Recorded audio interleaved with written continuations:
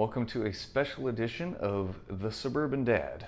I'm Tim, the Suburban Dad, and today I'm going to show you how to make a kick-butt old-fashioned. Let's get to it.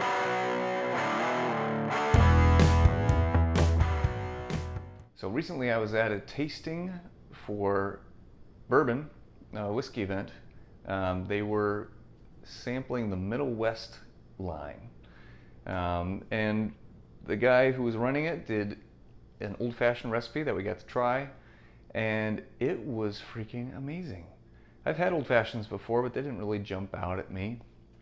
But this time it really did.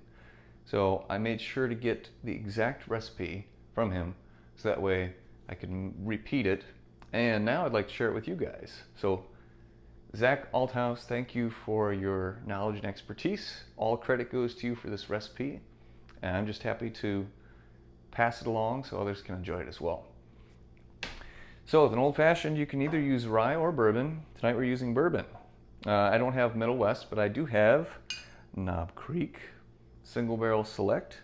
It doesn't matter what bourbon you choose to use, really. You'll find that there are some that work better for this type of drink compared to others. I like this one because it's higher proof. It's got a rich, robust flavor. You can use any Knob Creek Single Barrel Select.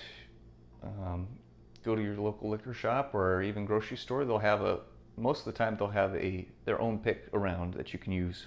But it's 120 proof. It works well in a mixed drink. So what I'd like to do is use this is my little shaker bottle. I'm going to use the jigger. I am not a bartender or a mixologist by any means, so don't think for a second that I'm trying to impress you with that.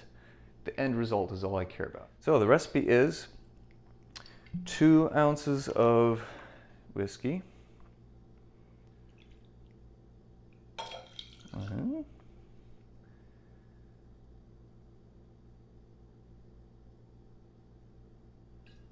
2, 3/4 of an ounce of simple syrup. I made this myself. You can buy simple syrup if you like. It's so easy to make though. 1-to-1 ratio of boiling water and plain white sugar. You need the water to be boiling so that the sugar absorbs fully and it becomes homogeneous, nice and clear, not cloudy or lumpy with sugar in there. I made a big batch and I've just been refrigerating it. It stays mixed and it's perfect. So 3/4 of an ounce of simple syrup. I'm using my best guesstimate here. Okay. Next is bitters. Aromatic bitters. I have Angostura bitters here. Again, I'm new to the whole cocktail game, so if you have a different one to try, knock yourself out. For some reason, for the longest time, the term bitters really turned me off from mixed drinks.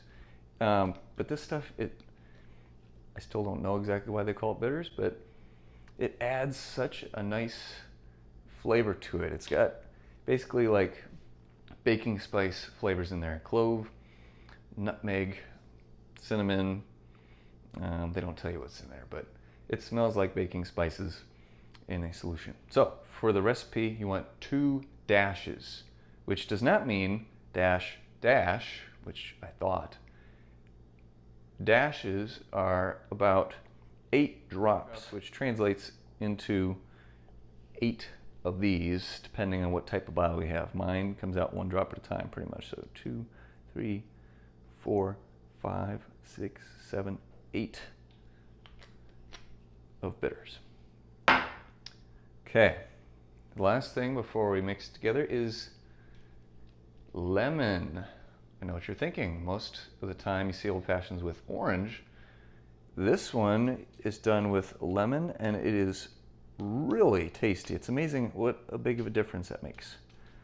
So I've got my very fancy vegetable peeler and you just shave off the outer peel of the lemon and you just give it a little twirl, a little squeeze before you put it in. It helps express some of the oils and brings out more flavor.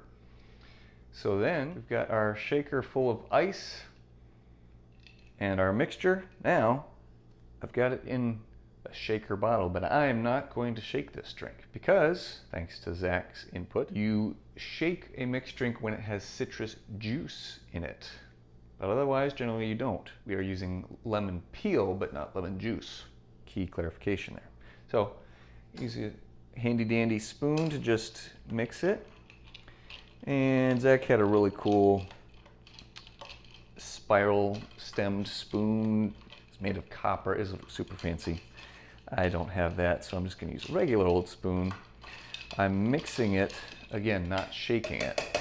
The reason why I'm using this shaker bottle is it's got a nice strainer in the cap, so it makes it easy to strain out the drink, separate it from the ice. So next you just pour it into your glass. You can garnish it with several different things. You can add muddled fruit if you prefer. Cherries go nicely with this. I'm going to add another little lemon peel for garnish. Again, they're not pretty, but they add flavor that I'm looking for. So there it is. You can add ice if you prefer. I like mine neat like this. And it is cold already though, just by being mixed with the ice. So let's dive in. Cheers.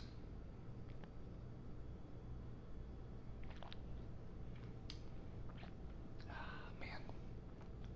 Very nice, very nice. Definitely get the citrus notes. You get the baking spice from the bitters.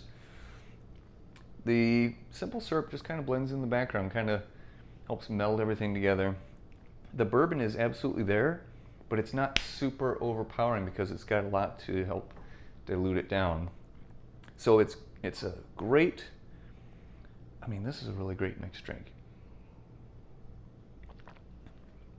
It's a simple, easy recipe. These bitters I think cost $12-15. You should be able to find these at any local liquor store or even your grocery store. Depending on what bourbon or whiskey you go with, it's going to determine how expensive that is. But otherwise, it's very simple, and you don't have to get crazy expensive tools or equipment to make it. I would highly, highly recommend.